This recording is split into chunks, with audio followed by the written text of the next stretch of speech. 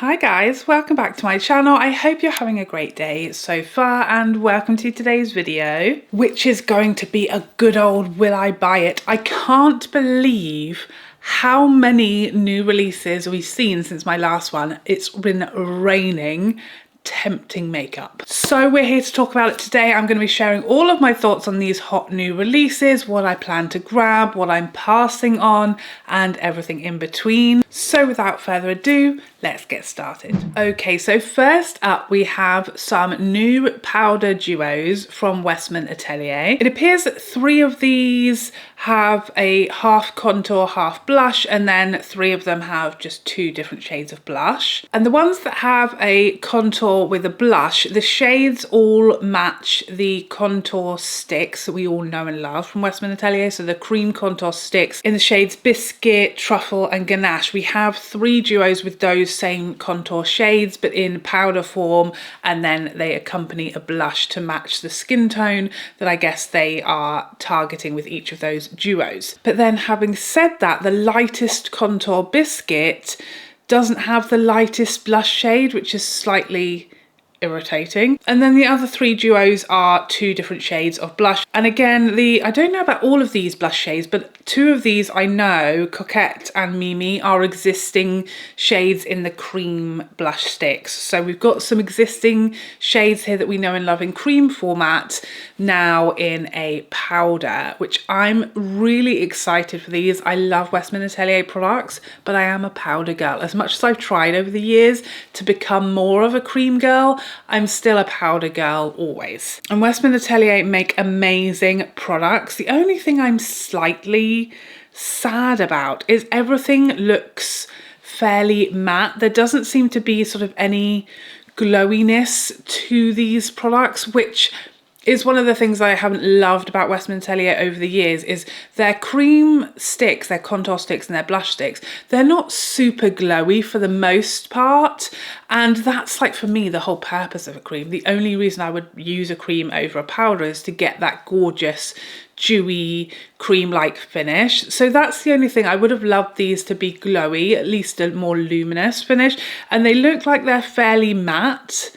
To me, I don't see a lot of luminosity there, but the shades are very, very pretty. Again, it's one of those where I'm not sure there's a perfect duo for me. Probably the ones that I'm most drawn to from the contour blush shades is the Biscuit Petal combination. I think that's the best one for me. The other 2 are far too pink, let's be honest, for me. And then of the blush duo, I love Mimi. I love that shade in the cream stick, but I think Coquette is going to be too light for me. So I think the one of the blush duos that I would be most drawn to would be the Suede Sable combo, but again, I'm not 100% sure about the sable shade, so it's a tricky one. I'm kind of on the fence because there isn't a perfect duo that I'm in love with, and because they're just not as glowy as I would love them to be. So I'm a little on the fence. Do you guys want a review of these duos? Let me know. What are your thoughts? I love to see Westman Atelier putting out some powder products because a lot of us love powder, especially this girl, but I'm not sure they're fully convincing me. Next up we have some cream contour sticks from ABH. I'm just, as soon as I see that brand's name pop up, I feel underwhelmed just at the mere mention of their name. I'm so sorry. So rude of me. So we have 4 shades of contour stick here. Pretty decent inclusivity, I have to say. Like the lightest shade is super light for a contour and the deepest looks really nice and rich. So I love to see that. It's not a huge number of shades, but what we do have is a really nice spaced out shade jump. We don't see, you know, 3 shades pretty much the same and then a huge jump to a deep shade just to tick a box. We really see spaced out incline of depth, which I love to see. I'm not exceedingly interested in these, I have to say. I'm not really a contouring girl. I don't contour very often, and when I do, I have my products that I stick to and I know and I like. The Victoria Beckham stylus, I love the Charlotte Tilbury ones, I like the Westman Atelier ones. I just don't feel like I'm in the market for these. I don't think they're going to gazump any of those products that I already love. I don't have a huge amount of faith in the brand. I feel like they've lost their way a little. I do think they're coming back. I think a lot of the releases in the last few months has been ABH almost sort of realigning themselves. Their packaging has grown up a bit and become a bit more sophisticated, as have the products they've been putting out. Whereas I feel for a while they went really, really youthful with their launches, and that sort of lost their way a little bit. And now they're sort of coming back. They're a bit more sophisticated. The packaging's a bit more streamlined and elegant. So I do think they're on their way back, but this is just not the product for me because I just won't use these. Next up, our amazing friend Amit Beauty Talk over on Instagram has shared these incoming duos from Chanel. Be still my beating heart. It's a yes. They are absolutely outrageously beautiful. Are you joking? These are so stunning. They're very much in line with Chanel. I've been doing a lot of these duos over the years, but these colour combinations are wowing me. I want them both. Immediately, yes. Chanel eyeshadows, meh.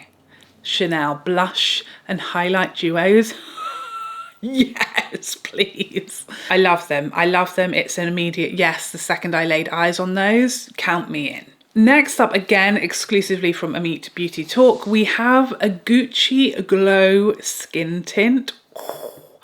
I like the look of this. I like the look of the packaging.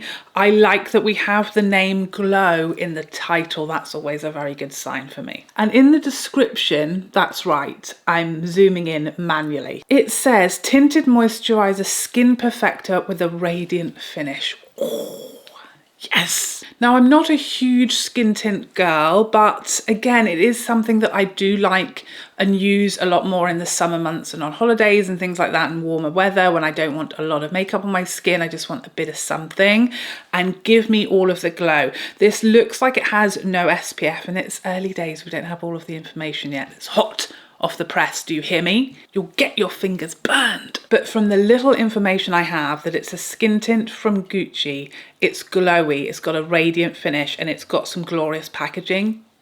Count me in. Next up, we have some eyeshadow sticks from Urban Decay. Looks like we've got at least, what is that, 8 shades, 16-hour wear, ultra blendable soft blur effect. We have some matte shades and some shimmering shades. Is it 4 of each? It is. I love the balance. I just love it. It makes me happy. 4 of each. We love to see it. Now, I don't think there's anything necessarily revolutionary in these. I'm looking at the swatches and they look like they have some nice shades. I'm sure they'll be pretty on the eyes. Do I need them? Definitely not. Absolutely not. But what I will say is I really feel like Urban Decay, a bit like ABH, are refinding their feet and rediscovering their place and their brand and their whole brand's ethos and vibe. This feels very like old school Urban Decay to me, and I feel as though their releases again in the last few months this year that we've seen so far have very much been like the old Urban Decay, back to their roots, what we used to know them for, and I really love to see that. So I like to see a bit more brand identity from Urban Decay rather than them sort of trying to be Too Faced. I feel like they're coming back to their sort of grungier, more street roots, if that makes any sense. I like what we're doing here. I like where we're going with Urban Decay, but it's not necessarily a brand that super resonates with me. And these are not a product I would use very much, but they look nice and I feel like they have a place, and I like that we're seeing the old Urban Decay resurrected. Next up, we have some new blushes from Tower 28. Do you know what I realized when looking at these releases to talk about with you today? I've never, to my memory, tried anything from Tower 28. How dare you? I don't think I have.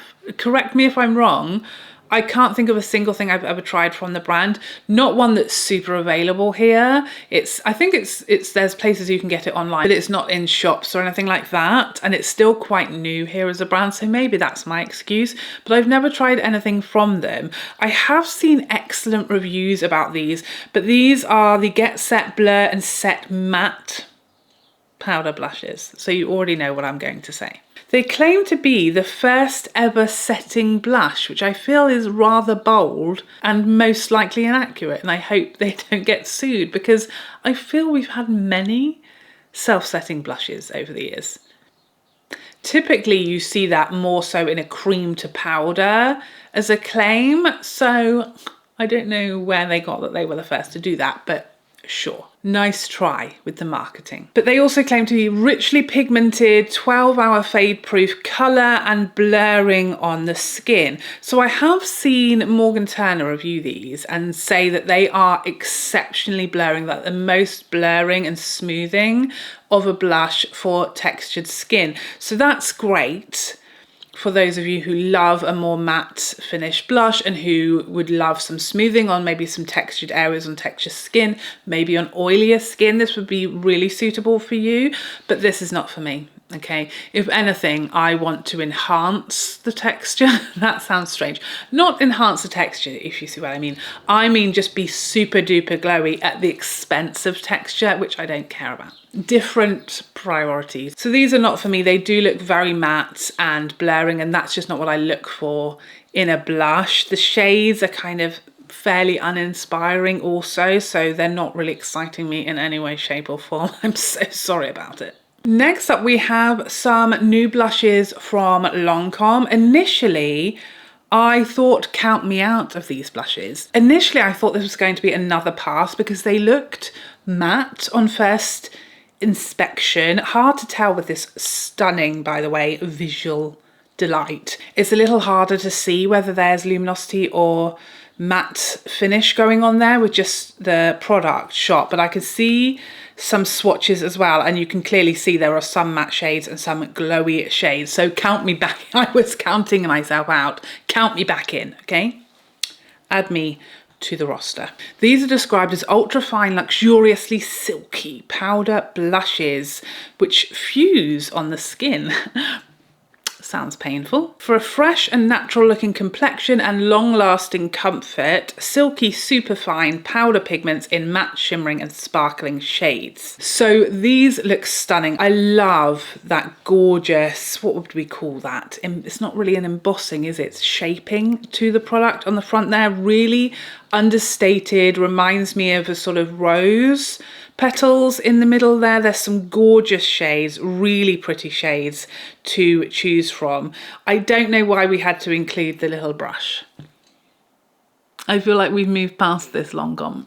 We don't use those. Please stop giving us it. Make the compact smaller or give us more blush, but we don't need that brush. They go in the bin. So I will absolutely be picking up a couple of these. I'm trying to see. Coral Clash is speaking to me the most. That looks beautiful. And from the swatch, it looks to be one of the glowier shades. So Coral Clash and me are about to be friends. Yes, please. Next up, we have these duos from Laura Mercier. I love to see it. Laura Mercier is one of my favorite brands for a long time. I feel like they have slightly fallen by the wayside in the last 5 years or so. This I love to see from them. This is a classic Laura Mercier Gold Dust launch for me, right back to like their roots, right back again, a bit like Urban Decay and ABH. They're finding themselves again, you know, they're going through adolescence, they're into their 20s, the frontal lobe is developing. So these are bronze,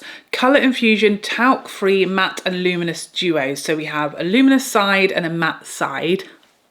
Thank you so much. So you can tailor what you want. You can have a bit of matte bronze and a highlighter. You can swirl together and get a gorgeous mixture of both. I love these. I think the shades look gorgeous. Very, very pretty, understated, natural on the skin. There's not enough shades here. This is a bit like we were talking about earlier, where the shades are too close together and then we've got a much deeper one. We need a bit more spacing out because I feel the first 3 shades could all be used by the same person. And then the 4th one runs very, very pinky, so we're missing out a lot of people here. So we could definitely do a lot better as far as the variation across the shades. ABH did an excellent demonstration earlier of how 4 shades can be much more inclusive than this.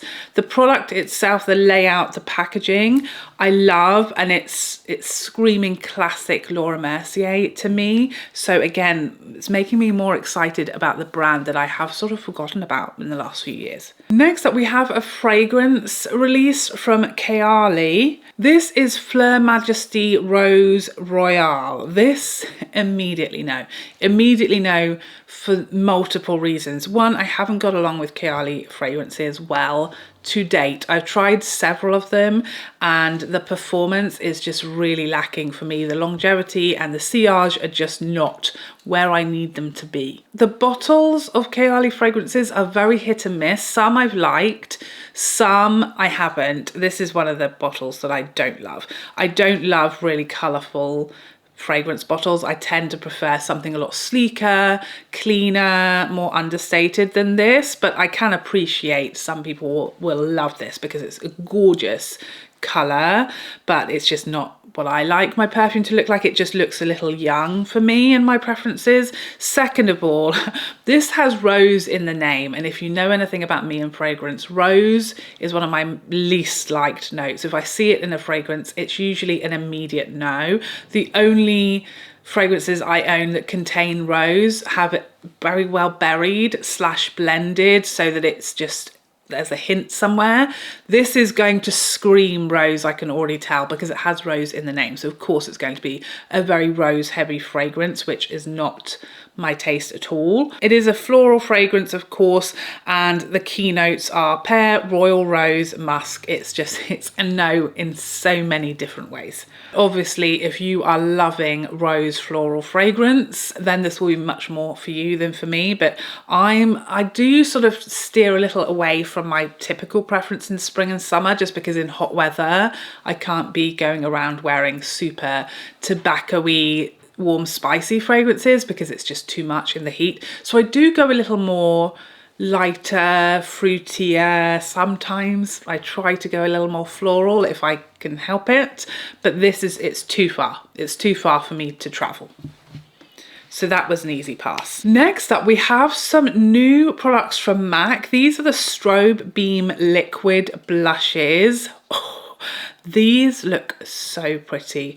Big fan back in the day of the original Strobe creams. I used to plaster that all over my whole body. I love that we've got some highlighter shades, kind of, you know, a nod to the original, the OG Strobe cream. And then we've also got some glowy blush shades here. So pretty. I'm not sure of the formula of these. If they are like the original Strobe cream, I fear that they would lift up your base because it was quite a sort of cream like lotiony consistency, which was great as a body glow or like under foundation, but on top I can just see it disturbing makeup and like picking up and it just being too like wet, if that makes sense. But I'm not sure, they may have updated the formula. These swatches don't look like they're a super wet formula, they look like they're almost more creamy. So this is a maybe. If I get sent these, I will definitely try them and let you know how I feel. I'm not 100% sure I want to run out and buy them though. I do like the packaging. I feel like that's very on brand for MAC and they're smashing it again recently. They're really coming back, giving Gen Z everything that they want. But the doe foot applicator and just, I don't know. I'm await for a review at this moment. And next we have Pat McGrath's Mothership 12 Petalmorphosis. So this is launching as we speak. It's today as I'm filming this, probably yesterday as you're watching this. So this is launching on the 20th and it is going to be available on Pat's website in a limited edition lavender palette. So that's just the packaging. It will be the exact same color story, but on her website on launch day there will be a lavender version and then there will be the regular black Mothership that we all know and love, and that will be permanent and that will be coming to other retailers who knows when. Pat McGrath does not like to give out information that helps us really ever. So I am happy to see this color story that is not very, very pink for the masses. I love that for us. I love that there is something slightly different to the last 4 Motherships that have all been very, very samey.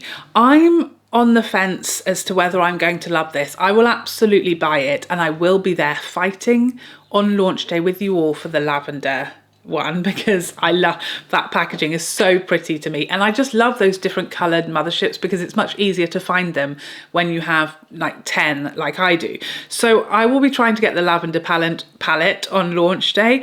I'm just not sure. You can never really trust Pat McGrath's swatches. They're never really very accurate or helpful. She does use a lot of lighting, hard like flash lighting on her products a lot of the time, which can throw things off.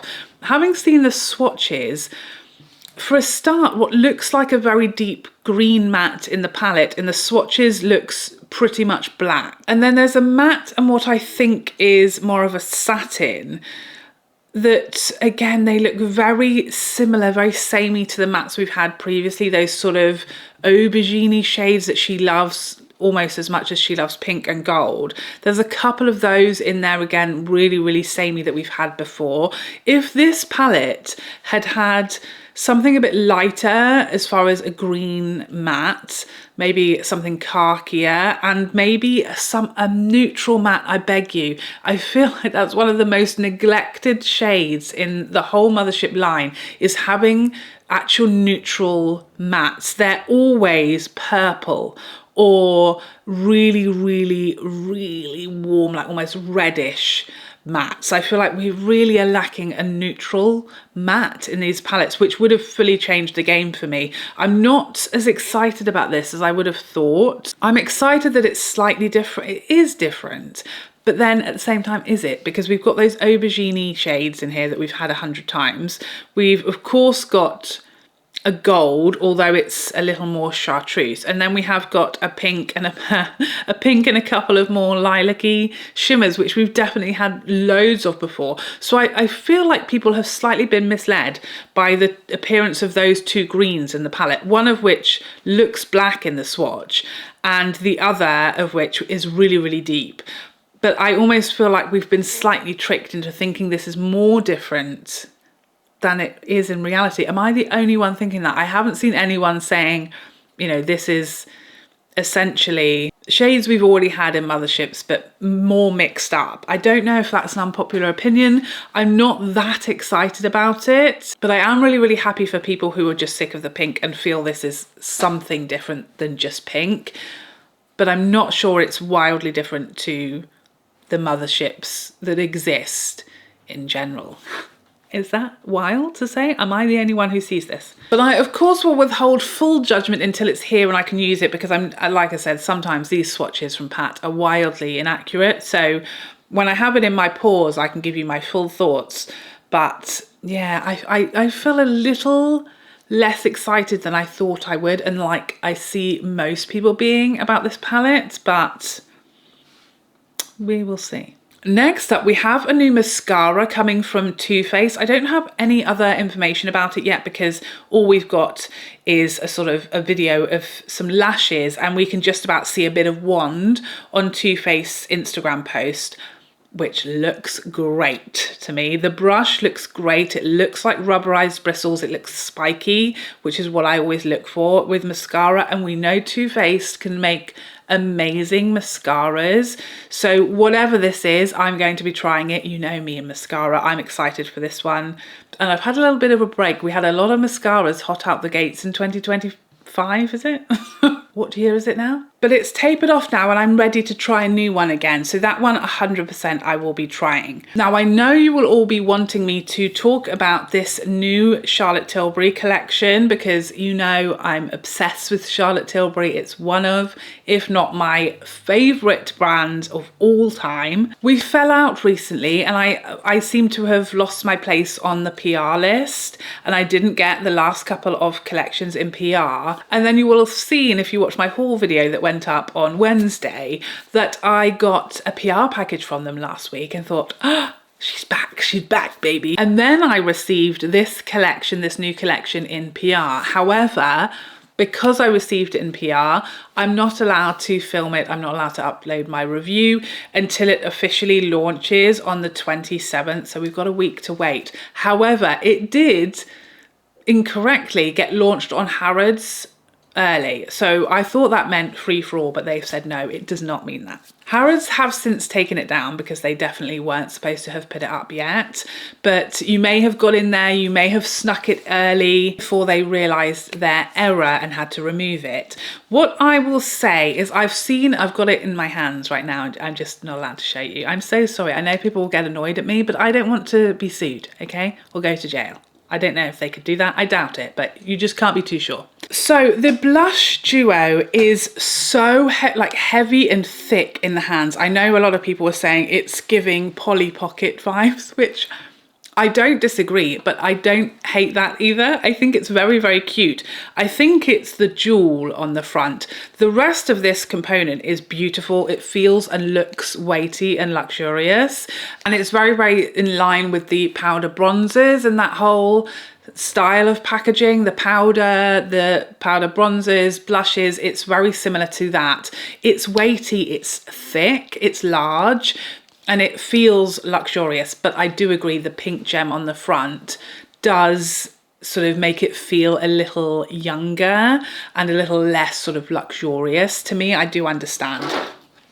Also, the gems on the lipstick, on the top of the lipsticks, have the same sort of effect. That being said, I might be wearing one of the products from this collection in this video, so if you want to see it on, here it is. I love this shade, it's gorgeous. I will have a more comprehensive video up with most of the products that are going to be on offer, so watch this space for that. I am sad about the blushes, I'll say that. Not because they are not great, but I thought when I saw the pictures of these that they were going to be blush highlighter duos, and I love Charlotte Tilbury highlighters. Some of her sort of older highlighters, like the Superstar one, those were like some of my all-time favorite highlighters, and I thought when I first saw the photos of these products that they were coming, it was a blush and a highlighter, and I would have lived for that, but it's not. It's a matte blush and a powder, like a finishing or a setting powder, which I don't use setting powder really very rarely. And then matte blushes, as you guys well know, are not my favorites. I just wish with all my heart and soul and life these had been blush and highlighter duos, more in line with her original highlighter formulas like you see in the Bronze and Glow palettes, that are softer and more understated and sort of luminous, similar to like the Hourglass type of highlighters. That's what I would have loved to have seen, and then you could have mixed them together and got a gorgeous glowy blush, which I feel is much more Charlotte Tilbury. That gorgeous glowing skin is very Charlotte Tilbury, but I feel like a matte blush and a powder is less Charlotte Tilbury to me, makes them a lot less exciting for me because I'm not really a matte blush kind of girl. I really don't use a huge amount of powder. But that being said, I know how popular Charlotte Tilbury's setting powder is, so for a lot of you that will be absolute heaven. But for me, I wish so much it had been blush and highlighter, because that just personally would have tickled my pickle a lot more. That being said, Charlotte Tilbury has a lot up her sleeve. I've seen so many products that are coming soon from the brand, and I think some other products that are coming quite soon will tickle my pickle in that sense a lot more than this one, so don't despair. There's more coming. They're streaking through the quadrant as we speak. Glowy cheek products are on the way, guys. But there you have it. Those are all of these new releases, new and upcoming makeup releases, and all of my thoughts on what I'm excited for and what I'm not so much, and what I'm sitting on the fence about for now. Please, as always, let me know all of your thoughts on these new releases. What's grabbing you? What's exciting for you of these releases? What are you passing on altogether? What do you think is very meh? Please let me know in the comment section down below. But thank you so much for joining me today. I hope you enjoyed this video and found it helpful, and I would love to see you in the next one. Otherwise, take care for now. Bye bye bye bye bye.